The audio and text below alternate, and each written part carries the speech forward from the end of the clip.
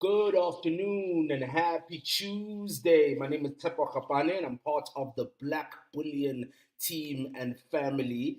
And it's another amazing webinar during this lunchtime. Last time we were here talking about investing and sharing the 10 ingredients to cooking up a fantastic portfolio. Today, things are different. We're going to be talking a bit about social media. How do you monetize this beast? Perhaps you have a lot of followings, but you don't really monetize on social media. Or perhaps you don't even have any followings at all. There's no engagement. What do you do?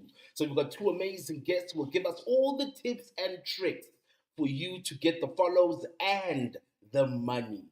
So a big and massive shout out for everybody that's joining us. Shout out to Sanlam Foundation for making all of this possible. Collectively, our aim is to build a community of young people who want to become financially savvy. So in the meantime, please drop me a message in the chat box and let me know where are you currently watching from. So I'm all the way in Johannesburg. It's a little bit more sunny. It's less cold. I've got some skin showing now, so the weather's quite good here. But jump into the chat. Let me know exactly where are you currently watching us from. We do have a few house rules and things that you should take in note. Please use the chat box to ask questions, to interact with me, other attendees, and Taryn, who's part of the Black Bullion SA team. And during this webinar, we will be giving away some awesome goodies. Please also note that this webinar is being recorded as well. So there's so much to look forward to as well. Baledi says, I'm all the way in Limpopo, Begersfort. Baledi, that's where I'm from. That's where my family's from, Limpopo, Begersfort. So we've got people all over the country spread out watching this webinar. Wiseman says, I'm out in Potchefstroom. Ruth says, I'm in Cape Town. So we've got people from all over in terms of today's webinar. As I mentioned, it's the 10 ingredients to help you monetize your social media. How do you make money from this thing, right? So please do follow us on social media. We're on Facebook, Black Bullion SA. We're on Twitter, which is now known as X at Black Bullion SA. You can find us on the gram. We're also on LinkedIn as well. So we're big on social media. Let me look at the chats again. Fred says, I'm out in Pretoria Central. Tim Bisile says, I'm in Limpopo. Groblos Dal. Delia says, I'm in Cape Town. Remo Filio says, I'm in Mafeking. So we've got people all over the show. Kwanele says, Nongoma, KZN. Claire says, CBD, Johannesburg. Kudazi says, I'm also out here in Arcadia. Makubo says Pretoria Arcadia as well. We've got people from all over the show. That's absolutely amazing. So we do have some fantastic goodies that we will be giving away as well during the course of the webinar. You know how we do. We like to give you some good and delicious and sexy things. We've got 2 copies of your master book. Those are books by Katleho Tulari, who happens to be one of our guests today. He's also got an event coming up, so we'll give a set of double tickets to that. And of course, we've got 2 Mr. D vouchers, right? So you know how I be with the stomach. Oh, we shouldn't do vouchers. We shouldn't do Mr. D. Maybe we should do Take a Lot.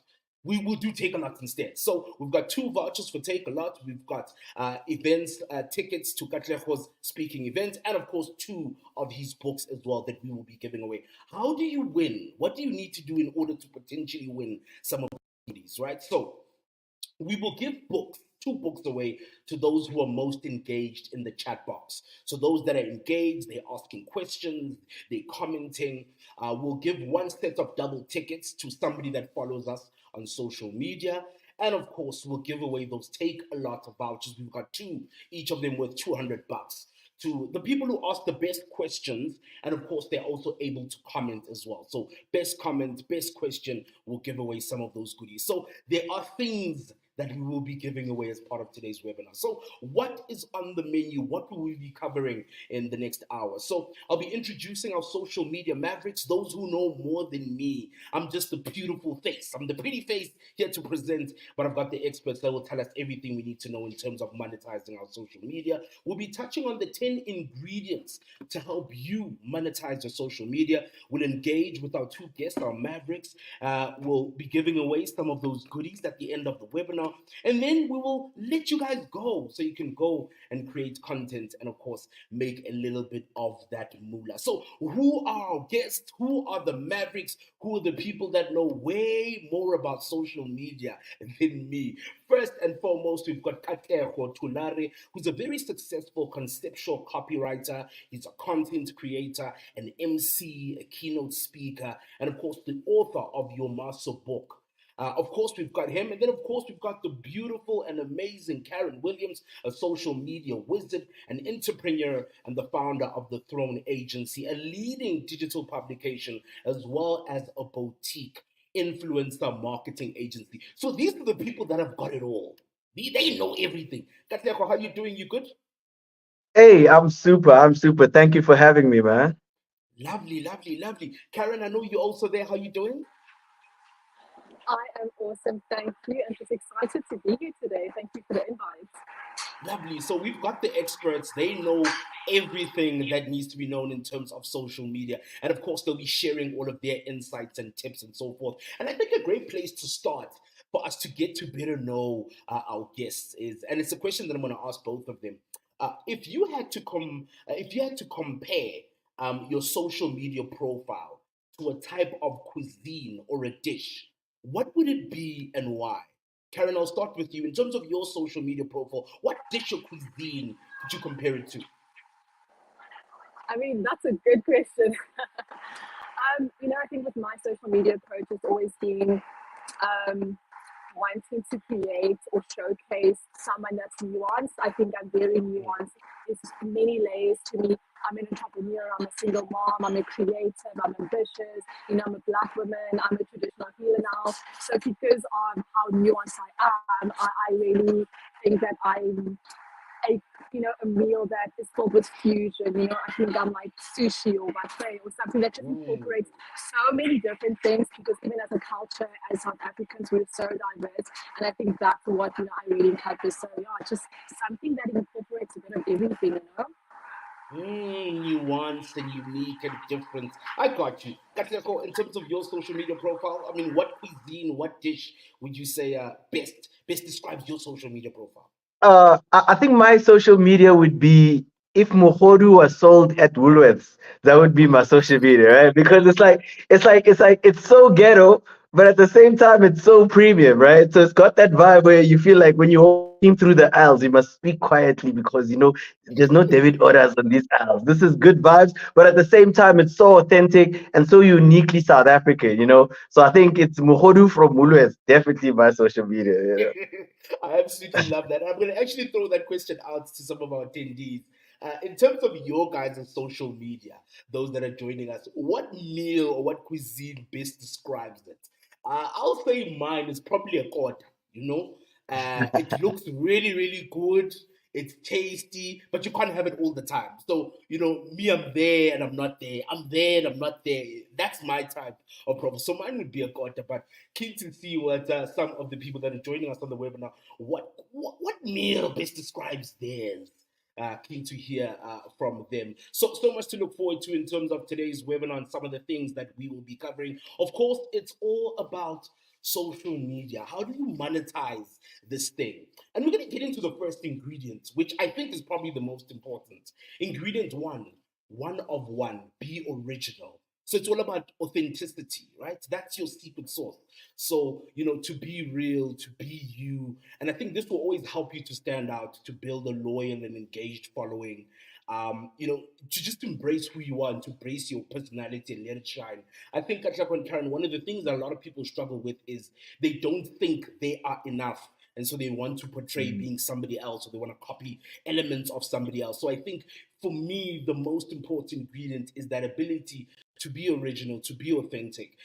And there are a couple of things that I think we might be able to help some of our attendees. Katlak, I'll start with you. How do you ensure that your authenticity shines through in your social media content?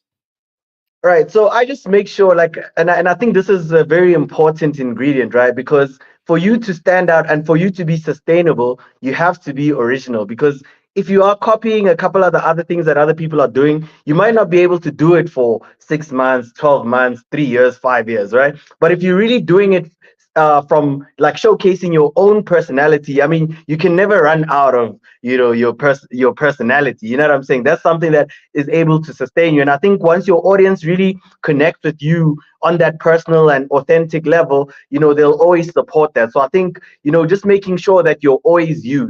Obviously there are certain things. There'll always be trends that we can borrow from. There's always things, tips and tricks that we can borrow from. But I think once you have that authenticity and originality, it'll be something that you can thread through any different type of platform, whether you're going from a TikTok, whether you're going from an Instagram, whether you're going from a LinkedIn or a Facebook or whatnot. It allows you to become adaptable, because now you can showcase different versions of your personality on the different platforms, because different platforms are obviously great for different reasons. For example, my primary platform is LinkedIn, and there people read, right? So I write a lot of stories there, right? But then I take those same stories and adapt them into videos for Instagram, because there I'm competing with pretty people. Nobody's trying to read; they're trying to see pretty girls next to the pool. So now they're not trying to read. So now over there, I take those same stories, but because the personality is the same, now I can bring them to life by sharing a little bit more of myself, but on more video content. So it just allows you to be a little bit more adaptable in that sense. Yeah. No, no, that definitely makes sense, and I agree with you to a degree. I think there's nothing wrong with stealing one or two things or picking up trends from what other people are doing and sort of bring it to you. But it's important to be authentic, to be real, to have your own secret sauce. I know we've sort Yeah. of dropped Karen for a little bit, but I want to read Yeah. some of the dishes that people have mentioned in the meantime while we reconnect with them. Cool. Mutawang says grilled chicken with a salad. Ah, lovely, lovely. So some people are going there. Wiseman says a broccoli salad. Rowan says it's definitely a hot steak and kidney pie. All right. Nice. Mukhadi says pap. Numpumelelo says plain yogurt. Kwanele says a shawarma, please, any day. Tembisile says corn. Claire again says dry toast. Somebody else saying Nando's chicken wrap, hot, hot, hot, and lasagna. So there's all these different types of dishes, which I think makes quite a lot of sense. Another question that I do have for you as well, Katlego, while we still are Mhm. reconnecting with Karen, is, I mean, maybe can you share an example of, a time when being true to yourself significantly boosted your engagement? Because I think sometimes there's also this element of you're too much in your head and you don't think, if I'm me, it'll actually relate to more engagement. So maybe a story you can Yeah. share where just being you and being authentic actually led to some engagement. All right, so cool. Like you mentioned before, that I'm a copywriter. So I'm in marketing and advertising, right? That's what I do to pay the bills.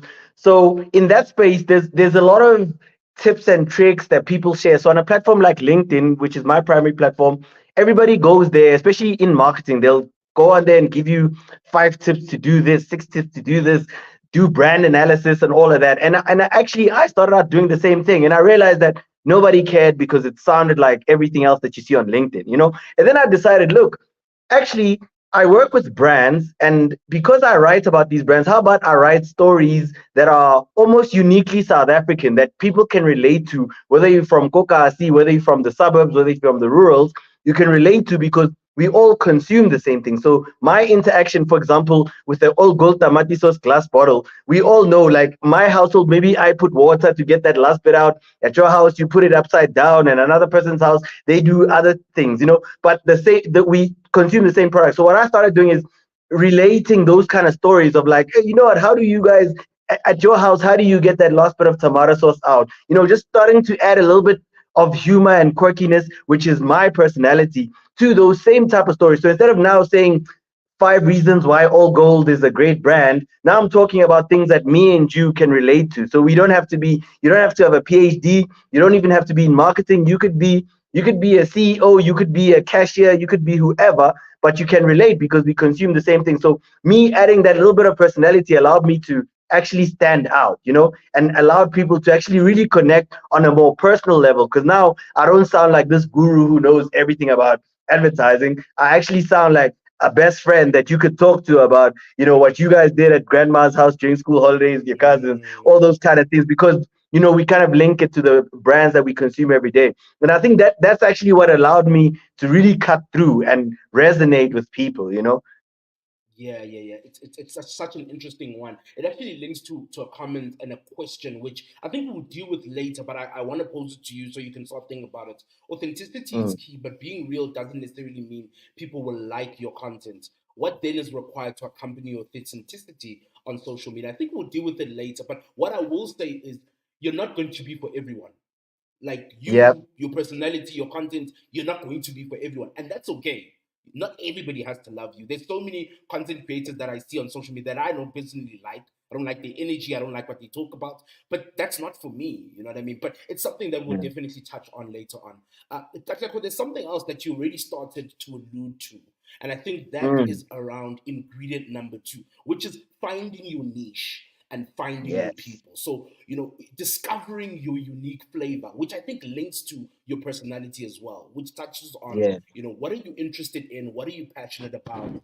And you share that with your audience. And once you found your niche, you then get into your target audience. What are their needs? What are their interests? So that you can almost Yeah. build a relationship with them and become the guru in that field, which I think is also another Yeah. really, really important aspect of it as well.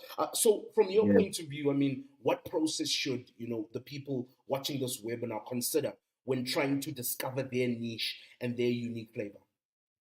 I mean, end of the day, it is a matter of trial and error. Like you mentioned just before, it's like not everybody is going to like everything, right? So, for example, like I mentioned, with the stories that I write, some people would jump on because they're very edgy, right? So some people would read, especially because, let's say, for example, if you're a Twitter person, you're used to reading short format stuff. So you read the first sentence, and maybe I'm talking about, oh man, just because your girlfriend says she doesn't want a present on Valentine's Day doesn't mean she means it, right? And somebody might look at it and be like, oh man, this guy being misogynistic, this is whatever, whatever. But when you actually read further and you actually hear, like, how I justify it in terms of, like, okay, look, end of the day, when she's sitting with some colleagues and everybody's got a gift, there is going to be that little bit of FOMO. And that happens all the time and it's relatable. So you find that in that same breath, there's a lot of ladies who are like, oh man, I actually absolutely agree. And then there's another half that's like, oh my God, this guy is crazy. Like, what is he talking about? That's not me.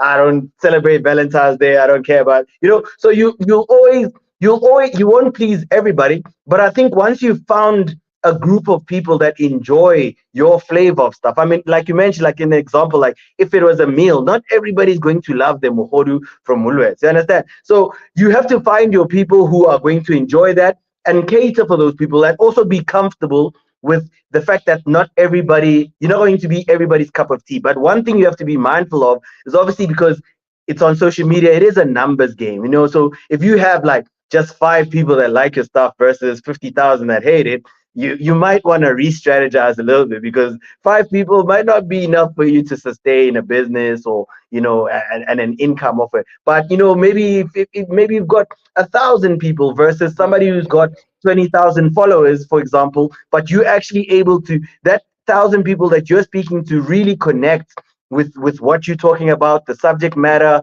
just the way you deliver, and they're actually willing to spend some money on that. And I think that could be a base to actually start off and grow from. That makes sense. I want to bring Karen on now that we have her back on. I hope she can clearly hear me. Karen, in ingredient one, we spoke a bit about one of one, being you, being original, not being afraid to let your personality shine. And now in ingredient two, we're talking a bit about finding your niche, finding your people, finding your unique flavor. What are you interested and passionate about? I mean, what should some of the people joining us on this webinar consider when they're trying to find their niche and find their people? And maybe the other thing you can touch on, Karen, is what some of the comments that I'm reading is that some people are a little bit nervous to say, what if people don't like me? What if people don't like my type of content? And maybe you can touch on that because I know you work a lot with influencers in different types of spaces and they get quite criticized quite a lot. Yeah, thanks so much for the question, Seco. Apologies, there was just a network connection early on. So honestly, finding your niche is the most important thing. I think a lot of people underestimate how important research is when you do become a content creator and you want to monetize the content in your social media content. So doing research is extremely important. Take time to research to discover what your audience is interested in, what kind of content do they want, on what platforms do they exist. So if you're saying I want to be a content creator and I want to focus my efforts on, creating food and making food, and that's the content I want to focus focus on and work with brands that are in that industry, then you have to sit and realize and understand what platforms work best for me as a food content creator, me as a food influencer. You know, Pratik mentioned earlier that he's predominantly on LinkedIn because that's the platform that works for the type of content that he produces. So if you are creating food that is really visual, you know, that is, you want to focus on like video content and visual content, you might focus on TikTok and Instagram as opposed to Twitter and Facebook and LinkedIn because those are not optimized for the content you are trying to connect.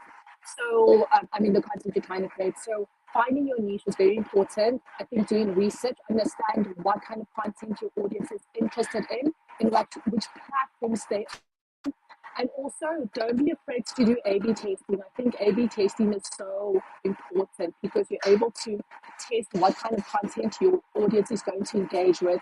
So, if I'm going to try today and put one type of content out, I can put it out. I'm going to assess what were the results, what were the metrics, what were the engagement. I do something completely different tomorrow, and then compare with the results that I got from, you know, my A attempt and my B attempt, and then get a lot of insights from that. And I think that's the insights you use that informs the content you create going forward. Yeah, I think the big thing that I'm getting from you is a lot around research, research, research. Whether it's the interest, whether it's the platform, whether it's your users, which I think is a really, really important bit. I am struggling a bit to hear you, Karen. So I don't know if you can maybe speak a little bit louder, come a little bit closer. But I think what you've said is extremely valuable. The research element. We sometimes assume people will like certain things, and so the testing of it as well, I think definitely makes sense. And that leads us into our next ingredient, which you and Katlego have also touched on a little bit, which is selecting the right platform.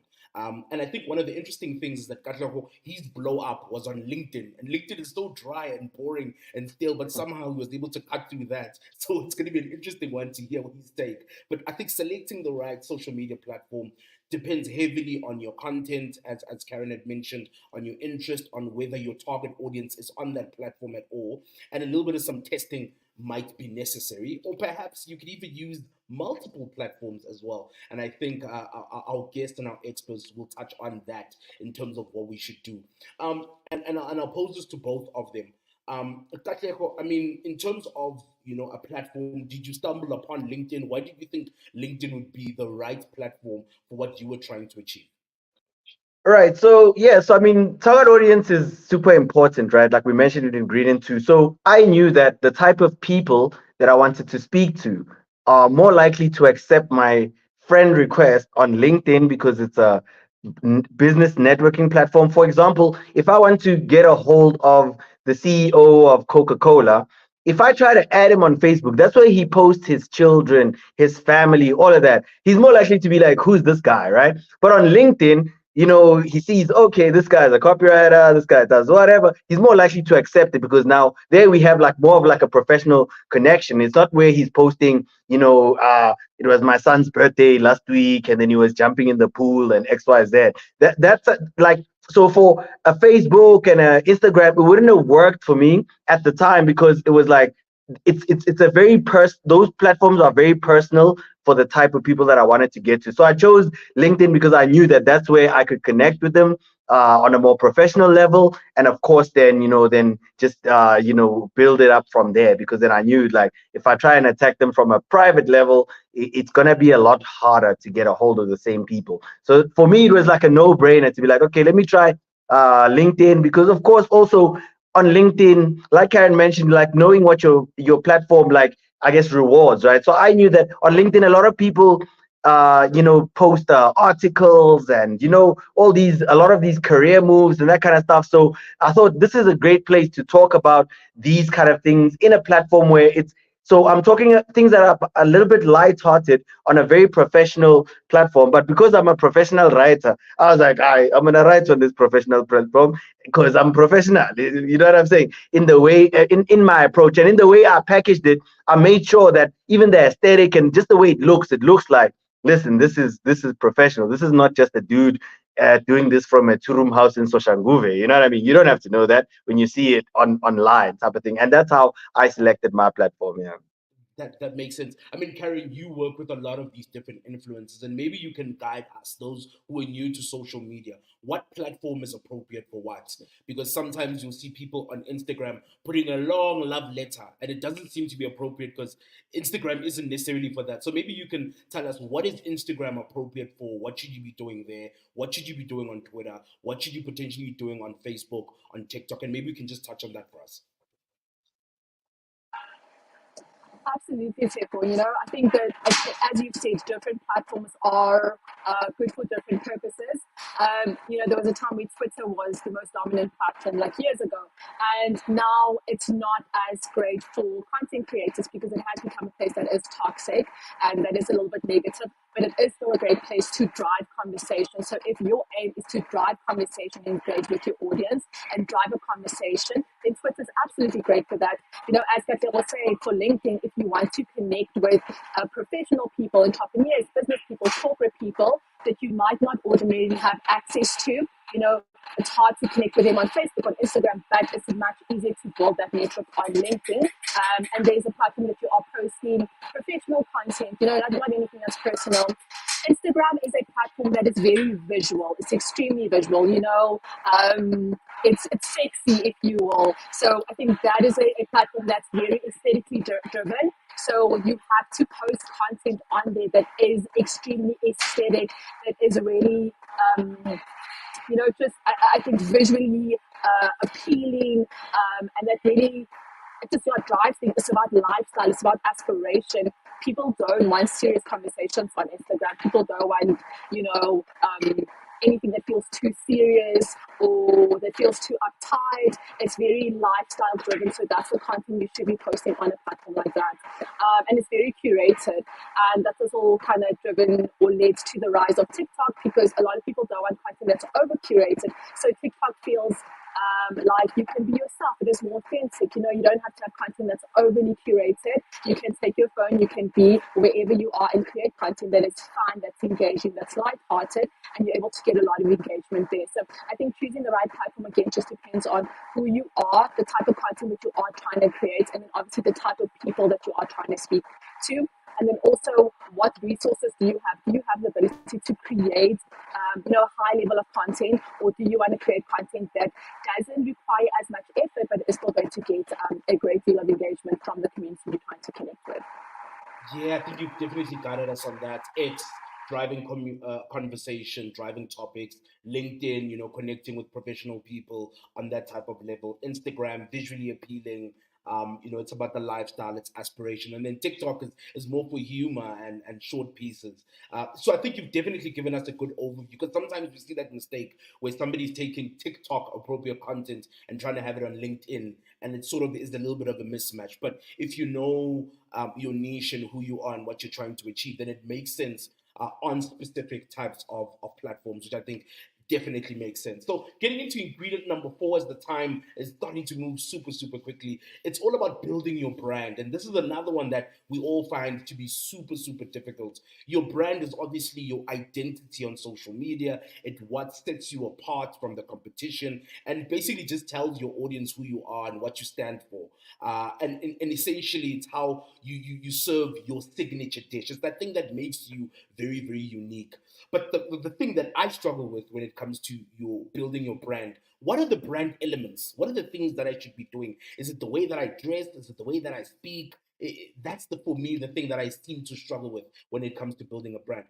Karen, what are the elements to creating a memorable and impactful brand? So I think this is such an important question.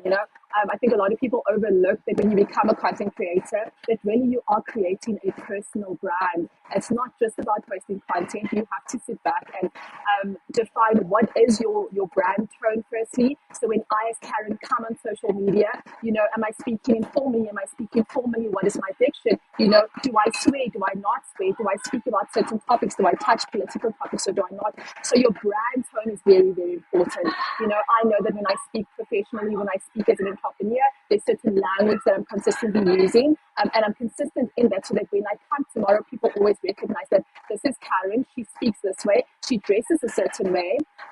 And also what your identity is, your brand identity, things like, your logo. Do you have a logo? It's important to have that. What kind of colors do you usually use?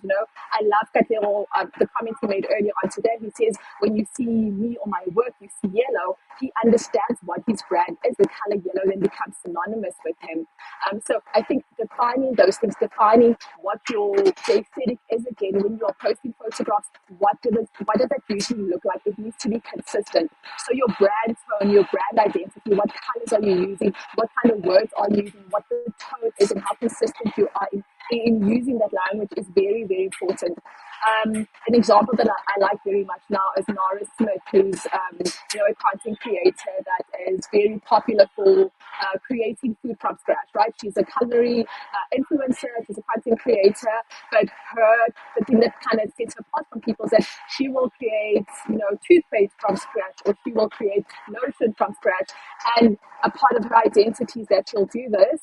Most content creators who are chefs will kind of wear, informal clothes, or maybe like the white blazer. She'll do that in a ball gown. That's the identity and the brand that she has created for herself, and she does it consistently. So when people come, they know she speaks in a soft tone. She creates things from scratch. She wears a ball gown, and that's how they identify her. So it's just defining those things and also being consistent in maintaining those brand elements for yourself. Yeah, that definitely makes sense. I mean, you spoke on, your tone. Are you formal? Are you fun? How do you address certain things? What do you talk about? What don't you talk about? Your types of pictures, your logos, your colors, all of these things. One of the things that's very interesting that I'm picking up in some of the comments is that there's sort of an assumption that to build a brand, you need money. Because there's a couple of people that are saying it's quite expensive to build a brand. I mean, I Yeah. don't think so. I mean, I've already associated the yellow with you, but I mean, you know more. In building your brand, is it an expensive process, or are there things that you can do that don't really cost money? Like the way you speak doesn't necessarily cost money. Yeah. What are your thoughts on that? Yeah, I mean, look. So especially when you're building a personal brand, because you're using personality, it doesn't have to cost anything, right? So, for example, for me to really get that association with the color yellow, even on LinkedIn, it was like a deliberate choice. It didn't cost me anything. I had a free version of some Photoshop vibe that I was using. It was before Canva, right? So I'd use that Photoshop vibe. All I literally do is make a yellow square. I design a little bit of a logo for myself, and then I'd write the name of a brand, put my logo, and then write my story. And that was literally it, right? Obviously, now that I'm starting to grow the band, I've got some merch. You see, I got Light Lives Matter because I am the president of the light skin community right now. There's other things that you start adding as you go. But to start, you don't necessarily need money. And I think that's one of the biggest misconceptions, because if you're going to wait to have enough money, you're never going to start, because enough is relative, right? There's a billionaire out there who's like, "Ish, I'm waiting for enough so I can buy a spaceship." There's another person who's waiting for enough to buy bread tomorrow. You understand? So enough is relative. But I think if you're creative, like, you have to be creative with the vibe, because especially now, for example, like a platform like TikTok, you don't even need to have an iPhone to post on TikTok. There's people that you see like in the weirdest, in the bundus. There's these other two sisters that do these other videos. They like in some rural area somewhere. I'm sure they're using a Mobicel. They didn't have to start with a budget, but everybody's following them. They got some brand sponsoring a couple things. So you don't necessarily always have to use money to do it. Obviously, money can help accelerate certain things, but I think creativity will always be the foundation for a lot of the stuff, because you can have the biggest budget. I mean, you look at some of the biggest brands, they failing dismally on social media, even though they've got all the money, but they're not connecting with people, right? So that creativity will always be the main foundation before it becomes like a money conversation. Yeah. No, I definitely agree with you and Karen, and quite a lot of the comments are agreeing with that, saying the consistency is definitely key, the discipline is definitely key. It doesn't necessarily have to be expensive.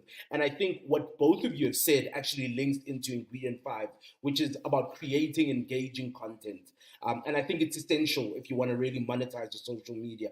Content that sizzles, that keeps people coming back, and that content that tends to be fresh, entertaining, informative, authentic. It's topical, it's humorous, it's visually appealing, there's some storytelling. I mean, it doesn't have to have all of these elements, but people that have engaging content tend to have one or two of these elements. Karen, what content on social media resonates with you? content that you find to be quite engaging? What are those elements for you?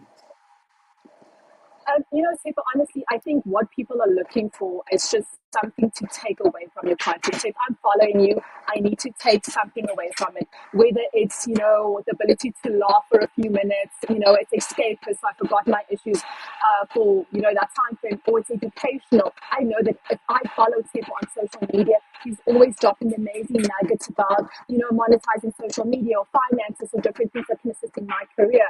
So for the thing that I personally look forward to always is people that can inspire me, people that I'm able to learn from, and people that also just represent my life that I can connect to, that I find very authentic. So I think it's that, like, content that is authentic, that I'm able to connect to, that I can learn from, and that I find entertaining more than anything else, to be honest.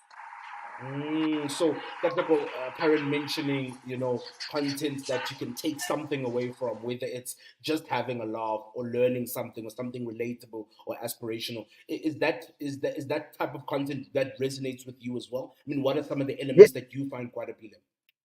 yeah, absolutely. And another thing that I think I find interesting is also when we say maybe content that's educational, it doesn't always mean like it's very smart, right? Because, for example, my type of content that I consume and that I also put out there, it's educational in the sense that it allows somebody who's not from a place. Like if you've never shopped at Espaza before, I'll write a story that tells you about that experience of buying 12 rand airtime for 13 rand. So if you're from Bryanston, you've never lived that life and you've never seen it, and you're like, oh my goodness, that's quite crazy. Now it makes sense why when Mavis comes and I say Mavis, she must call me, Mavis is always sending a please call because she's buying airtime, the same airtime I'm buying, but at a premium, at a spa, type of thing. So those are some of the things that like you have to look out for, and that's the uniqueness that you have to find in terms of like, if it's humorous, it doesn't always have to be offensive, doesn't always have to be,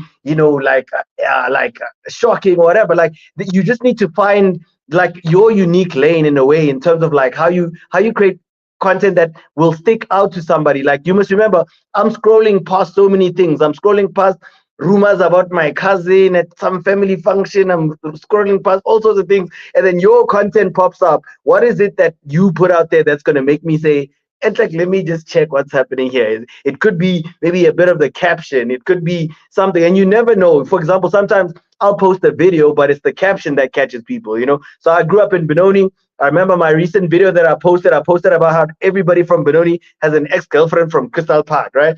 Crystal Park is this area where all the pretty girls are from Benoni. But you don't have to be from Benoni to kind of know, because maybe in your area there's a zone Mangmang where there's all the pretty people, what thought. So that becomes that aspect of relatability. And I think that's what I look out for when I look for content online as well. Yeah. Now that definitely makes sense. And I think what I'm getting from you and Karen is that the content doesn't necessarily have to be complicated and super Mhm. brainy. I mean, it can be, but what people are looking for is something fresh and informative and authentic and topical and humorous. I mean, there's a guy I'm following on TikTok who basically takes videos of his dog, and then he adds a voiceover that is a South African voice, and this dog is talking Zulu, and it's almost saying things that we would normally say to our friends, but it's a dog, and I don't necessarily Yeah. like animals, but I'm finding it so funny, and I'm like, wow, it's actually really really funny. So I think that ticks a lot of the box that you guys are saying. It's almost like a little bit of an escape, and it wants you Yeah. to keep coming back. So definitely in terms of just creating that engaging content. I think one that we've all touched on and people have touched on as well in the group is just about being consistent, so staying on the menu. So, keep your audience engaged and top of mind and, posting regularly and perhaps developing a content calendar, but actively engaging with your audience and your community, which means, you can, if there's comments, you're responding to comments, you're responding to messages, and just being really really consistent, which I think is something that everybody has touched on as well. I think ingredient 7 for me is a really interesting one around grow your following. And there's one thing that I want both of you guys to demystify for me, and I'm going to get into it. So, in order to monetize your social media, you obviously need to have a sizable and engaged following, right? And there are a number of ways that you can do that. So, if you're using specific hashtags or captions, as Katlako has mentioned before, maybe you're running contests and competitions. It's a great way to really grow your following. But one of the things that tends to come out is that the assumption is because you've got a big following, they are engaged. But sometimes you've got somebody who's got a very small following, and that following is very, very engaged. Why does that sometimes happen? Karen, I know you work in the space. Why does that sometimes happen that somebody with a small audience is actually more engaged? And maybe that's more valuable than somebody that's got 1 million followers, but only 20 people engage at all.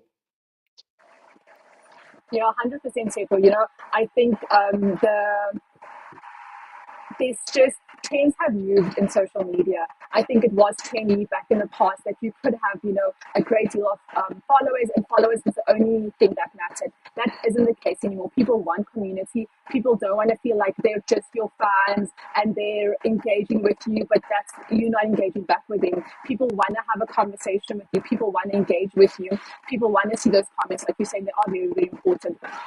Also, just something that we have seen: the larger your following becomes, the more the engagement percentage drops. So you will naturally, if you only have 100 followers, if you only have 1,000 followers, that engagement percentage is going to be high, and that is what's most important to brands now than if you have 1 million followers, because oftentimes bots do come in. Oftentimes it's people who kind of followed you, they're not using their accounts anymore, and various reasons like that. So brand following is very important, but the thing that is more important nowadays is your engagement rate. Like, are you getting that 10%? Are you getting that 20% engagement rate? Because that is what brands are looking for. And brands know that if they are booking a paid campaign with you, those 10-20% that is engaging with you are actually going to engage with that and are actually going to see the person engage, and will be inspired to want to buy that product. What I seem to be getting from Karen is that the engagement is almost more important as the following. But if you can get both up, then it's definitely a win. And I think as we move into ingredient 8, and we can bring Katlego into it, is I think one of the ways that you can grow your audience is to build relationships, which means Yeah. potentially collaborating so that you can extend that reach, which means working with other influencers and brands that are in your niche. And once again, always re-engaging with your audience and almost being proactive and intentional in trying to build some of these relationships. Katlego, from your point of view, in terms of Yeah. building relationships in order to have more influence, have more engagement, have more users, how do you go about choosing brands or influencers to collaborate with, and what do you see as a successful partnership? Yeah, so I mean, look, you always have to look at people who are aligned to exactly what you're doing, right? Because, for example, for me, in the space that I'm in, it doesn't make sense for me now maybe to go and collaborate with somebody in makeup, because now, first of all, the audience that I have might not be aligned to with that person's following, and then their following is also going to be like, how, who's this guy? Like, I don't even do face beats, you know what I'm saying? So there needs to be that alignment in that sense to say, what is it that we have in common around our audiences that we share that can be mutually beneficial? So, for example, I recently went on a podcast with Pat on Brands. Pat on Brands has a mega podcast where he speaks about different brands. So his angle is totally different to mine, but because we both speak about brands, it was a really great collaboration in terms of doing that episode, and he got some of the best views he's ever gotten for the platform. And even for myself, I got exposure to people that I would never have gotten exposure to before as well. So those kind of things you have to be quite deliberate about, because not every opportunity, especially once your engagement starts growing and your following starts growing, you're going to get a lot of people who then want to start hitting you up to say, look, man, let's do this together, let's work on that. And you have to be quite mindful just to say, look, this is the audience that I have, and really understand who those are. These are the type of brands I want to associate with, because some brands, maybe they might be offering a lot of Zaga, but they might deter other brands from working with you as well.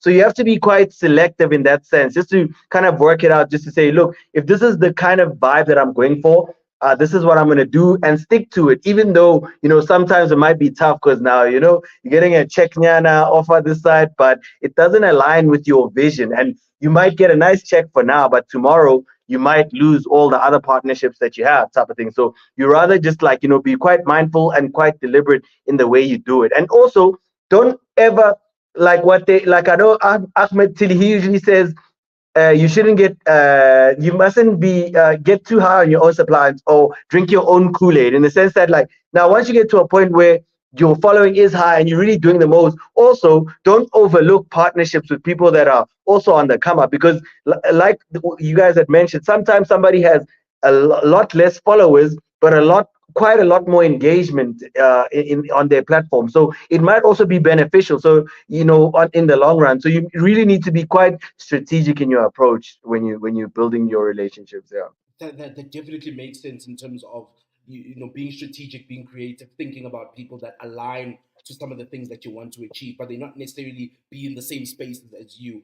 Karen, one of the things you touched on is brands and engagement, and that links really nicely to the next ingredient, which is around analytics and data. And I know this can be very scary for a lot of people when they start to think about what are engagement rates and growth. And but from a data point of view, when you're starting out on social media, what are the important things that you should be noting around um, data and analytics? Because I think one of the important things is you want to be able to see what content actually works and what doesn't work. But I mean, what are the important things when we're looking at data and analytics? So, Table, I love that you've added this. I think a lot of people overlook this and think, data and analytics are only for, like professional brands when it matters to every single content creator and influencer, whether you are small, whether you are big. It's really important to understand what your data is and your analytics. And I think starting out, like, you have to create a media kit or a point where you feel ready so that you understand who you are as a content creator, what data do you have on there, and the data and analytics that you should have. Obviously, your impressions, what are your average monthly importance? That's very important. What is your average monthly engagement rate? That's very important. And for which platform? So your engagement rate on Instagram might be different to your engagement rate on, TikTok or Twitter. So it's important that you have those as well. And then for me, the thing that I find the most important, if you are someone who wants to work with brands or who wants to monetize your content outside of the platforms itself, is you need to know who your audience is. So the data on your audience, from where are they? Are they predominantly male or female? Maybe it's 60% male and 80% female, or it's the other way around. So it's important that you know that. In which areas are they from? Are they predominantly from Gauteng or Western Cape? Or what is the percentage breakdown of that? Because that impacts brands wanting to work with you as well, other collaborators wanting to work with you as well. Details as well. You can get this on Google Analytics. There's many free platforms that you can get this data from. They also want to know what kind of devices are your audience using to access your content. Are they using iPhones? Are they using, Nokia, Samsung, or whatever it is? How long are they sitting on your content, for example? Are they only sitting on your content for 3 seconds and they're jumping off? Are they viewing, your content fully? So information like that is very, very important. So when a brand comes to you and says, who is your audience? That you are able to say, no, my audience is, from here, this is the devices that they use, this is how often they're on social media, this is their platform that they use, because a brand or someone that's going to work with you or pay you for content is actually buying credibility, and they're buying access to your audience. So that's fundamentally what you're selling. It's not the content itself, it's the access and credibility to your audience. So you have to understand the data and analytics that defines that audience. It's about that credibility, and I think you're right. So a lot of these platforms already do give free access to those type of data, so you're able to see who's following me, what are the engagement rates, and then there's also free tools that help you to do it. But you're right. I think brands are interested in who's following you, where they're from, what are they interested in, why are they following you at all, and then it's about the engagement, so the likes, the comments, the shares, what content resonates. Maybe I did this content and there was no buzz around it, but I did this other content and everybody liked that. So there was something about this piece of content. So there's a lot of ways that you can use it.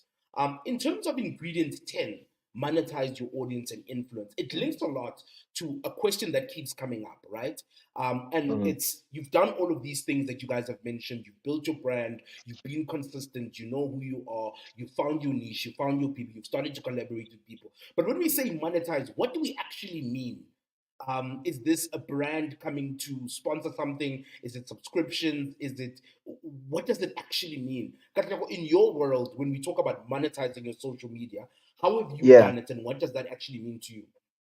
All right, cool. So on my side, it was quite organic, right? Like I mentioned, because I used to write these stories, those stories got popular, right? And then eventually there were people who are like, look, if you put those stories into a book, we'll buy it. So I was like, you know what? Let me write a book, you know? So I wrote a book, put it out to those people. And then after releasing the book, now I'm getting booked to speak at gigs and talk about my story, about how I built this brand and really self-published this book, you know? And then now from the the talks, I realized, oh my goodness, I actually love telling stories in front of audiences. Now I'm hosting my first live show, So it's almost kind of like growing organically and adding more and more elements in that space. I've obviously done a couple brand partnerships as well, but I think the biggest thing for me is having this platform that I've created, that I can leverage to actually sell stuff, products of my own. Now I'm introducing the merch, Light Lives Matter, because from the show, I kept introducing myself as the president of Light Skin Brothers Association, and I'm busy fighting for light skin rights out there, because everybody wants a tall, dark, and handsome guy, and I'm not tall, I'm not dark, but at least I'm handsome, But like, so that's how I organically kind of built it up piece by piece. So from releasing a book, starting to do talks, now starting to do live shows, and now from the live shows, now I want to do plays and stuff, and take those same stories from the book and build on that. So I'm just taking it and building it block by block in that sense. Yeah. Yeah, it's amazing how something from LinkedIn can build into an event and books and speaking engagements and all these things, because we sometimes assume that by monetize we mean something on your actual platform itself. It might be an extension of something, but there'll Mhm. still be questions around my actual platform itself. And Karen, that's where I want to Mhm. bring you in. When we talk about monetizing, what do we mean? Do we mean, are we selling products and service on the platform? Does it mean a brand wants me to market something? I mean, what are the different ways that we can do it? Yeah, and I think unfortunately in South Africa we don't have the same monetization on platforms that people who are abroad in the States do. I think if you're in the States, you are able to fully monetize within the platform itself. So if you're on on TikTok or YouTube, once you cross a certain number of views, that platform itself is going to pay you. We are able to do that in YouTube in South Africa, but Instagram and TikTok isn't the same case. Predominantly for us as South Africans, for you to monetize your platform means growing to a point where you have a certain number of followers and a certain number of engagements, and then you are actively, like I said, it can be organic, brands can approach you, but I believe that as an aspiring content creator, you must be proactive in reaching out to brands and building those collaborations or pitching them ideas to say, I think we can do this, I think we can do this. That is where you are going to get money predominantly, is actually working with brands in selling or advertising or promoting products. There's a lot of budget there. I think brands are dedicating an immense amount of budget annually, and it's increasing, so they are able to do influencer marketing or to, collaborate with content creators. So that is a big focus. But I love what Katlego has said, and I've always had this view.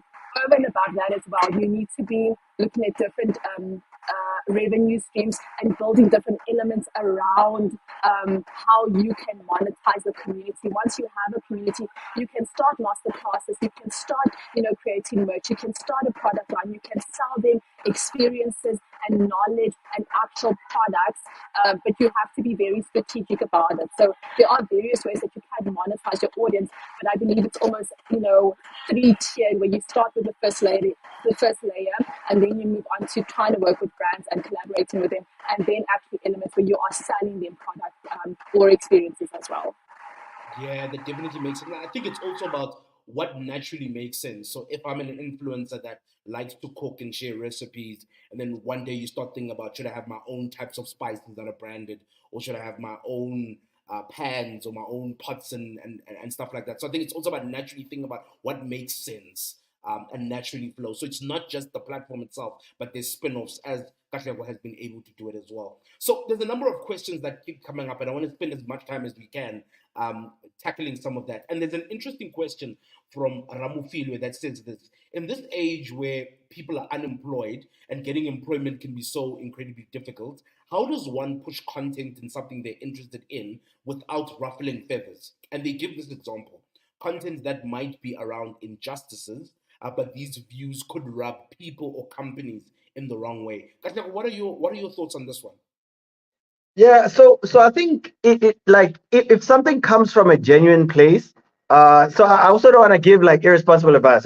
So like I'm speaking from my personal experience, right? So from my personal experience, I'm quite vocal about the differences between Kokasi and the burbs and just those cultural differences, in terms of just how we navigate and whatever. So it does draw a little bit of a line sometimes where it's like, oh man. maybe things are like this because it's black people. Maybe things are like this because it's white people. Maybe things are like this because X, Y, Z, because of history or whatever. But because it's coming from like a genuine place, and I'm quite consistent in terms of the narrative that I push, it makes it easy for somebody to almost kind of look back and say, oh, I kind of get the perspective you're coming from. But it's also very different where once it, like out of the blue you drop a bomb about President Mang Mang and then your views or whatever, and then you've never posted about those kind of things before. Sometimes people might look at that as, man, this guy is trying to maybe like catch a bit of hype or some clout or whatever, and that might impact you negatively. So, but one thing you have to do is be quite deliberate and responsible in the way you put yourself out, because these days, even when you apply for a job, the first thing you'll see is that they'll look you up on social media because they're trying to see what type of person you are. You know, beyond your CV, there's the personality. So it allows them to get at least a bit of a view to say, oh, okay, this guy Yeah, is quite vocal in terms of these topics. So you know, these are clearly things that mean a lot to this person. You know, they might not penalize you for it, makes you sense. know, but they will be aware of it. You know. Yeah, Karen, almost an extension to this is around using uh, controversy to almost create engagement and hype and saying certain things or doing certain things or posting certain things. I mean, what are your thoughts on that and some of the dangers of using that type of clickbait to almost get more followers? Yeah, it is extremely tricky and extremely dangerous. I think you just have to be clear on what your objective is if you are going to try leverage off, something that is controversial. And with that, you also have to keep in mind that you are ready to deal with the consequences of certain type of brands not wanting to work with you, or certain, content creators or collaborators not wanting to work with you. There are brands that are tongue in cheek, that are that do look for authenticity and won't mind being associated with someone that is not afraid to speak their mind. But South Africa is conservative to a certain degree when it comes to the corporate and professional space. So I think it really, you have to decide what is your objective, and what is your long term, what you're trying to achieve in the long term, because something like that will have consequences. I really don't advise people to be too controversial. I think you can be authentic and have strong opinions, but you must be clear on where you draw the line so it doesn't have detrimental consequences for you at the end of the day.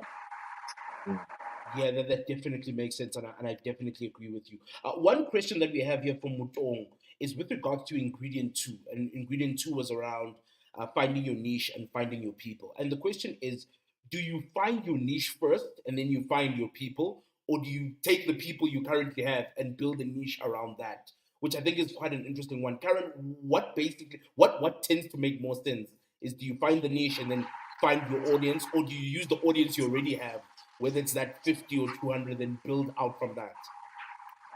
So I do think it's possible to do it both ways.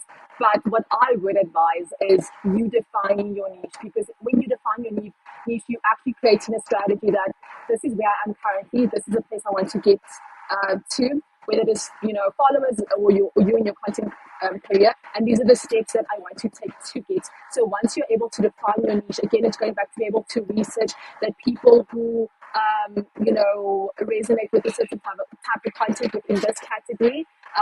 They respond to this content and this content and on this platform. So to me, you define the niche first. Once you define the niche, you start creating content specifically relating to that niche.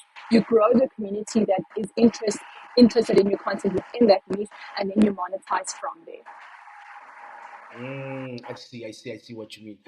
One of the questions that's come, Katlego, is how do you deal with negative criticism or negative views on whatever content that you're dropping? This person is basically saying, how do I nurse my feelings if things go wrong? So I'm very keen to see when you're putting content out there and it's not quite getting the reaction that you want. How do you deal with that? Yeah, so I have a classic example where I had a lady who jumped on my LinkedIn and had this long thing about, materialism and speaking about XYZ and whatever. And it's because she didn't necessarily understand what I was talking about, But after reading a few stories, now she's one of my biggest fans.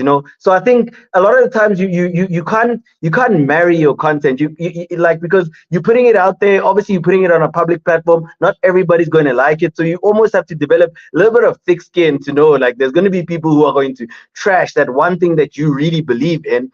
but you shouldn't let that get to you, because at least if there's five more people who actually like it, rather focus on those. Because I know on Twitter it's easy, hey, everybody wants to clap back, whatever. But I think in the way I approached that lady, is because like I actually just asked her, like, you know what, maybe have a look at the things that I write, have a look at my other stories, and kind of get a sense of my narrative, then look back at this one and see if you still have the same opinion. And she did that, and actually she became a great fan. So you can't always want to be spicy, or hey, you came back, you hit them back with the what, because that's not always sustainable, because now that also becomes part of your brand. Like, are you that person who's now always clapping back, fighting back at people, or can you disagree in a polite way as well?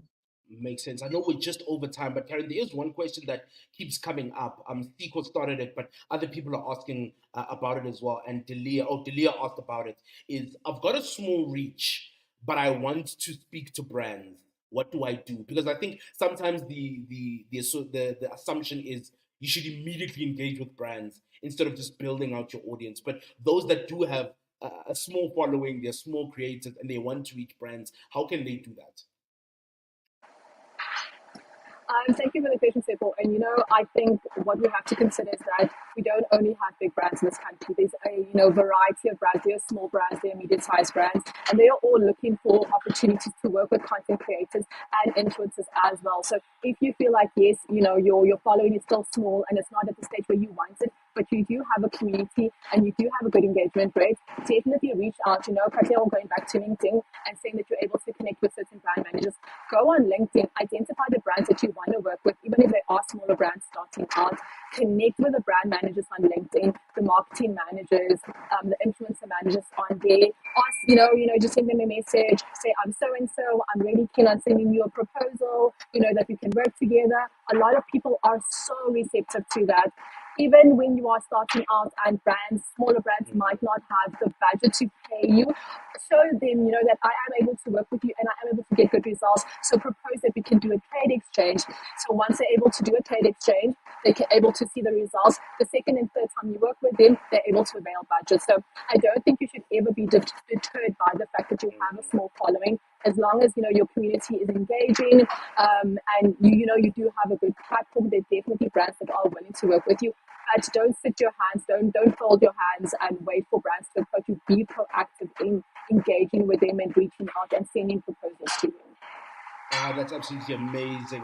Katlego, Karen, thank you guys so much. There's so many questions. I wish we had enough time to get through to all of them. But Karen Williams, thank you so much. Katlego, thank you so much. You guys are doing some amazing work and shared some practical steps and tips and tricks in terms of, trying to monetize your social media. So thank you so much for your time. And perhaps we need to do a round two where we talk about some other things as well, because so much has come up. So we're going to get into the winner's circle in terms of some people that have won themselves some amazing goodies in terms of, just being a part of the Black Bullion community. So drum roll, please. Grrr. So the winners of Katleho's book is Edward Adonis and Ramufilwe Stemwasha. So big shout out to them. They will be getting themselves that amazing book from Katlego. It looks amazing. The branding, it's yellow, it's fun. So shout out to them. Rangkata, you will be getting a chance to actually go to Katlego's event. You won yourself an amazing double ticket to head out there. And then, of course, we'll be giving a couple of other people, some take-a-lot vouchers so that they can get some cool stuff on there. This one goes to Siko Nkala and Deepo Mashifane. So we'll reach out to everybody via email and ensure that those people get their books, some get their tickets, and of course, some get their take-a-lot vouchers as well. And that brings us to the end of our webinar. Thank you guys so much for joining us.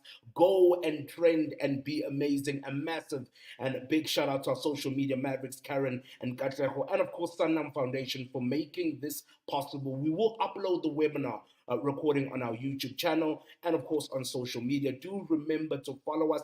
Happy Wednesday and catch you at our next webinar.